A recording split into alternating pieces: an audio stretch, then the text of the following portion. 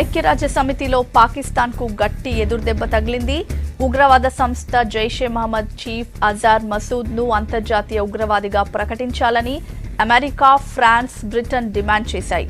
మసూద్పై చర్చించేందుకు సమావేశమైన యుఎన్ఓ భద్రతా మండలి సమావేశంలో దీనిపై తీర్మానం పెట్టాయి. వీట్ అధికారం ఉన్న 3 అగ్రదేశాలు ఉగ్రవాద సంస్థలకు ఆయుధాలు చేరకుండా నియంత్రించడంతో పాటు ఆస్తులు ఫ్రీజ్ చేసేలా చర్యలు తీసుకోవాలని కోరాయి.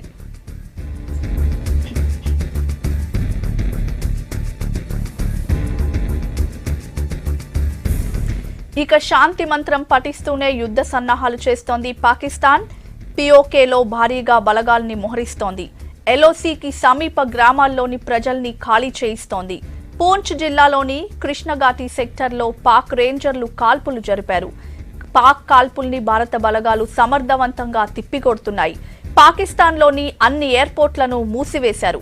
పాకిస్తాన్ వెళ్లే అన్ని అంతర్జాతీయ సర్వీసులను కెనడా ప్రభుత్వం నిలిపివేసింది.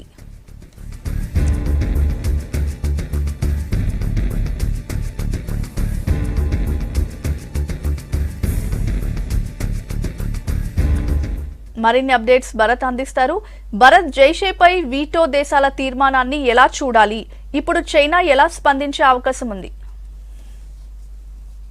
సంవత్సరాల్లో జైషే మహమ్మద్ పై కానీ లేకపోతే మసూద్ అజార్ పై కానీ లాస్ట్ 10 yearsలో ఇది ఇటువంటి తీర్మానం ప్రవేశపెట్టడం ఇది 4వసారి. గతంలో 3 సార్లు కూడా అడ్డుకున్నది చైనా. మిగతా భద్రతా మండలి శాశ్వత సభ్య దేశాలు అమెరికా, బ్రిటన్, ఫ్రాన్స్, రష్యా 4 దేశాలు కూడా భారత్కు సపోర్ట్ చేశాయి. ఇది భారత్కు సపోర్ట్ అని కూడా అనడానికి వీల్లేదు. ఇప్పుడు మసూద్ అజార్ అనే వ్యక్తి ఒక ఉగ్రవాద కార్యకలాపాలకు పాల్పడుతున్న వ్యక్తి. ఉగ్రవాదులకు కులం, మతం, ప్రాంతం, దేశం అంటూ ఏది ఉండదు. విచ్చలవిడిగా దాడులు చేయడం, చంపడం తప్ప వాళ్ళకు మరో పనేం ఉండదు. అటువంటి వాళ్లకు చైనా గత 3 సందర్భాల్లో సపోర్ట్ చేస్తూ వస్తుంది. 10 సంవత్సరాల్లో ఈ తీర్మానం వచ్చిన ప్రతిసారి కూడా భద్రతా మండలిలో చైనా అడ్డుకుంటూ వస్తుంది.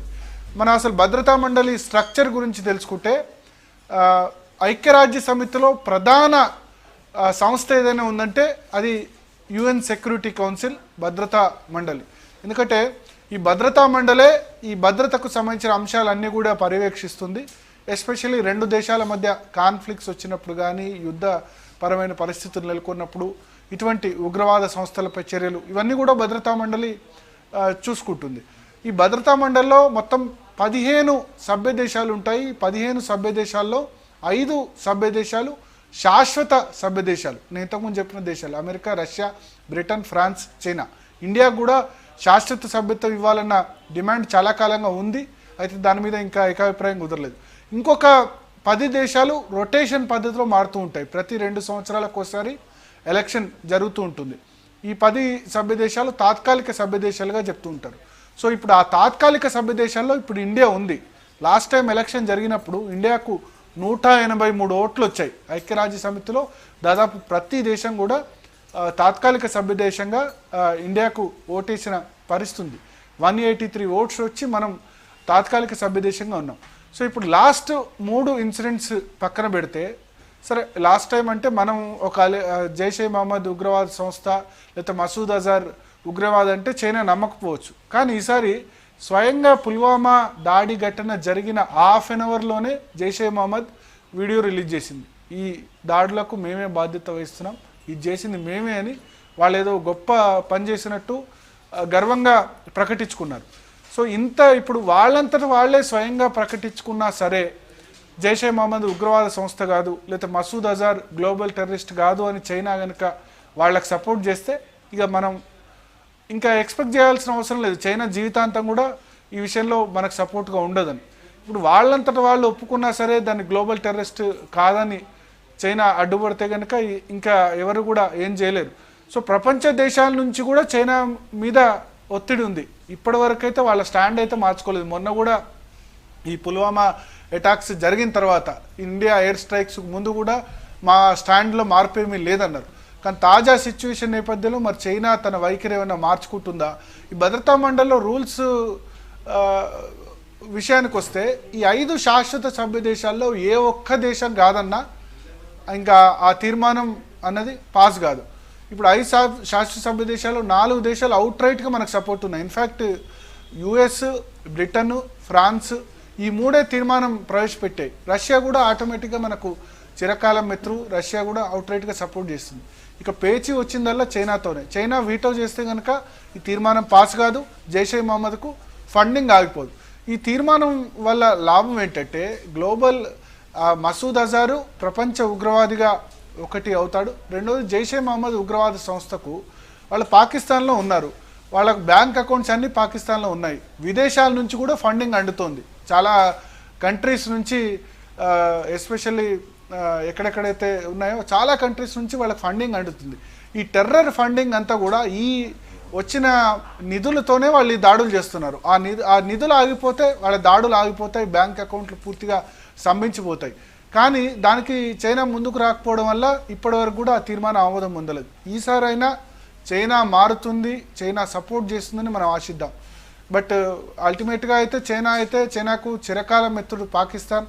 ఇండియా మీద అసూయతోనో ఈర్ష్యతోనో వాళ్లకు సమానంగా ఎదుగుతున్నామనో సూపర్ పవర్గా ఎదుగుతున్నామనో పాకిస్తాన్కు ఎప్పుడు కూడా వాళ్లకు పాకిస్తాన్లో పోర్టులు నిర్మించుకోవడం, పాకిస్తాన్లో రహదారులు, పాకిస్తాన్ ఆర్థిక పరిస్థితి చాలా అధ్వానమైన ఆర్థిక పరిస్థితి. వాళ్ళు చైనా లేకుంటే అసలు నిలబడే వాళ్ళే కాదు. చైనాకి ఏంటంటే పాకిస్తాన్ సపోర్ట్ చేస్తే కనుక అల్టిమేట్గా ఇండియా ఆర్థికంగా బలపడితే కనుక సూపర్ పవర్గా ఎదుగుతుంది. ఆర్థికంగా బలపడొద్దంటే ఇండియాలో టెర్రరిస్ట్ యాక్టివిటీస్ ఉండాలి. టెర్రరిస్ట్ యాక్టివిటీస్ ఎవరు చేయాలి? పాకిస్తాన్ చేయాలి.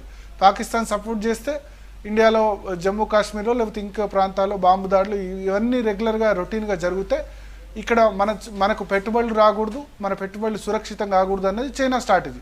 చైనాకి ఆ ఇబ్బంది లేదు, చైనాలో ఉగ్రవాదం లేదు. ఎవరన్నా వ్యతిరేకంగా మాట్లాడినా, సొంత దేశస్తులే వ్యతిరేకంగా మాట్లాడినా తియానన్మెన్ స్క్వేర్ తరహాలో వాళ్ళు ఊచకోత కోసేస్తారు. అక్కడ ప్రజాస్వామ్యం లేదు, ఎప్పుడు కమ్యూనిస్ట్ పార్టీయే ఎప్పుడు జీవితాంతం అధికారంలో ఉండేది కూడా వాళ్ళే. సో ఇక్కడ సమస్యలా ఇప్పుడు ఈ చైనా ఎటువంటి నిర్ణయం తీసుకుంటుంది ఈ విషయంలో, ఈసారైనా తన స్టాండ్ మార్చుకుంటుందా అన్న దాని మీద ఈ మొత్తం ఈ మసూద్ అజార్ గ్లోబల్ టెర్రరిస్ట్గా ప్రకటించడం కానీ, జైషే మహమ్మద్ ఉగ్రవాద సంస్థను నిషేధిత ఉగ్రవాద సంస్థల జాబితాలో చేర్చడం కానీ ఇదంతా కూడా చైనా మీద ఆధారపడి ఉందని చెప్పొచ్చు. 10 వర్కింగ్ డేస్ లోపల నిర్ణయం తీసుకోవాలి. అంటే ఇవాళ తీర్మానం ప్రవేశపెట్టారు, ఇవాళ డేట్ ఫిబ్రవరి 28. 10 వర్కింగ్ డేస్ అంటే బహుశా మార్చ్ 13th 15th మధ్య లోపల భద్రతా మండలి ఈ తీర్మానంపై ఏదో ఒక నిర్ణయం తీసుకోవాల్సి ఉంటుంది నిబంధనలోపు. సో మార్చ్ 15th లోపు ఖచ్చితంగా మనకు తెలిసిపోతుంది చైనా వైఖరి ఏంటి, భద్రతా మండలి మన తీర్మానాన్ని ఆమోదిస్తుందా, ఎందుకంటే వాళ్ళంతట వాళ్ళు జైషే మహమ్మద్ ఒప్పుకున్నారు కాబట్టి అన్నది తెలియనుంది. స్వాతి. భరత్, మరి అభినందన్ విషయంలో ఏం జరిగే ఛాన్సెస్ ఉన్నాయి? ఎస్, అభినందన్ విషయంలో అంతర్జాతీయ చట్టాల ప్రకారం లేకపోతే జెనీవా కన్వెన్షన్, ఈ జెనీవా కన్వెన్షన్ అంటే స్విట్జర్లాండ్లోని జెనీవాలో అన్ని దేశాలకు సంబంధించిన సమావేశం 1949లోనే జరిగింది. 1949లో జరిగినప్పుడు అప్పుడు చాలా యుద్ధాలు ఉండేవి, మొదటి ప్రపంచ యుద్ధం, రెండో ప్రపంచ యుద్ధం. ఈ యుద్ధ ఖైదీలను ఏ విధంగా ట్రీట్ చేయాలన్న విషయంలో జెనీవా కన్వెన్షన్కు అన్ని దేశాలు కూడా అంగీకరించాయి. భారత్ సంతకం చేసింది, పాకిస్తాన్ సంతకం చేసింది, అందరూ కూడా సంతకం చేసింది. ఇప్పుడు యుద్ధం చేస్తే వాళ్ళు ఇప్పుడు అభినందన్ వెళ్ళాడు, ఎవరి గురించి వెళ్ళాడు? ఇండియా గురించి వెళ్ళాడు. అభినందన్కు వ్యక్తిగతంగా పాకిస్తాన్ మీద ఎటువంటి కక్ష లేదు. పైగా అభినందన్ ఎవరినో చంపాలని వెళ్ళలేదు, ఆత్మరక్షణార్థం పాకిస్తాన్ ఫైటర్ జెట్స్ మన భూభాగంలోకి రాకుండా ఉండేందుకు, అడ్డుకునేందుకు MiG-21 వేసుకుని వెళ్ళాడు. పొరపాటున అది పాకిస్తాన్లో పడింది, అతను పారాచూట్ ద్వారా బయటకు వచ్చాడు. సో ఇక్కడ ఎవరి మీద శత్రుత్వం లేదు. సో జెనీవా కన్వెన్షన్ ప్రకారం యుద్ధ ఖైదీల్ని ఆ టెన్షన్స్ తగ్గిన తర్వాత, ఏవైతే ఇప్పుడు ఉద్రిక్తతలు ఉన్నాయో ఉద్రిక్తతలు తగ్గిన తర్వాత రిలీజ్ చేయాల్సిన అవసరం ఉంది. తర్వాత ఇన్హ్యూమన్గా బిహేవ్ చేయొద్దు, మానవత్వంతో వాళ్ళను ట్రీట్ చేయాలి. ఖైదీలకు కూడా మిగతా వాళ్ళకి ఎటువంటి హక్కులు ఉంటాయో, మిగతా మనుషులకు ఏ విధంగా హక్కులు ఉంటాయో వాళ్ళకు కూడా అటువంటి హక్కులు ఉంటాయి. పైగా అభినందన్ చేసింది పొరపాటును దానిలో పడ్డాడు కాబట్టి ఖచ్చితంగా యుద్ధ ఖైదీల విషయంలో 1971 బంగ్లాదేశ్ వార్లో మనం ఇండియా పాకిస్తాన్ను చిత్తు చేసినప్పుడు, బంగ్లాదేశ్ ప్రత్యేక దేశం ఏర్పడినప్పుడు పాకిస్తాన్ సైనికులు దాదాపు 50,000 మందికి పైగా ఇండియా ముందు లొంగిపోయిన పరిస్థితి. వాళ్ళందరినీ ఇందిరాగాంధీ వదిలేసింది. అంతర్జాతీయ చట్టాల ప్రకారం వాళ్ళందరినీ మనం బందీలుగా ఉంచుకోవచ్చు, కానీ వదిలేయకుండా వాళ్లకు మీకు మాకు ఎటువంటి శత్రుత్వం లేదంటూ వాళ్ళని వదిలేసింది. సో పాకిస్తాన్ కూడా ఇప్పుడు ఒక స్టేట్స్మెన్ లాగా వ్యవహరించాల్సిన అవసరం అయితే ఖచ్చితంగా ఉంది. అభినందన్ వర్తమాన్ పొరపాటున దానిలో వచ్చాడు తప్ప అతను వెళ్ళి పాకిస్తాన్ భూభాగం మీద లేదా పాకిస్తాన్ పౌరులకు నష్టం వాటిల్లాలి, పాకిస్తాన్ మిలిటరీ ఇన్స్టాలేషన్స్కు నష్టం వాటిల్లాలని ఏమాత్రం ప్రయత్నం చేయలేదు. ఒకవేళ అలా చేసినా అది యుద్ధ ఖైదీల కిందకే వస్తారు. సో చూడాల్సింది పాకిస్తాన్ వైఖరి. ఇప్పుడు సమాచారం అంతుంది ఏంటంటే పాకిస్తాన్ విదేశాంగ శాఖ మంత్రి ఒక స్టేట్మెంట్ ఇచ్చారు.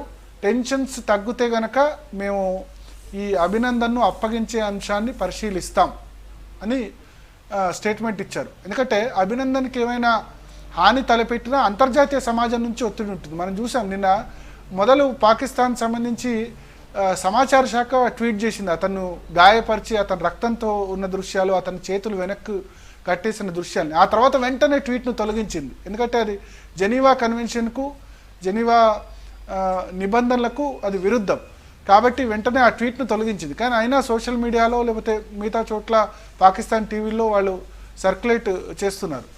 తర్వాత మళ్ళీ దాని దిద్దుబాటు చర్యలో భాగంగా ఇంకో వీడియో కూడా వాళ్ళు రిలీజ్ చేశారు, నన్ను బాగానే చూసుకుంటున్నారని చెప్పి.